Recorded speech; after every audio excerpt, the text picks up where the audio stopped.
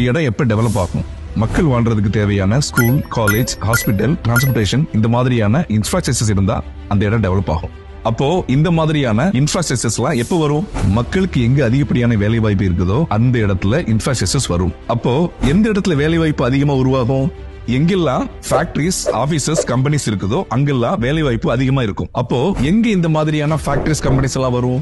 எங்கெல்லாம் பெரிய ஃபேக்டரிஸோ, பெரிய பெரிய கம்பெனிஸோ, இல்ல ரொம்ப பெரிய கவர்மெண்ட் ப்ராஜெக்ட் வருதோ அந்த இடத்துல அதை சார்ந்த கம்பெனிஸ், ஃபேக்டரிஸ், ஆபீசஸ் எல்லாம் உருவாகும். இந்த மாதிரி ஆல்ரெடி பெருசா டெவலப் ஆயிட்டு இருக்கக்கூடிய ஒரு இடத்துல தான் நம்ம விஷன் ப்ராப்பர்ட்டிஸோட கிரீன் மெடோஸ் அமைஞ்சிருக்கு.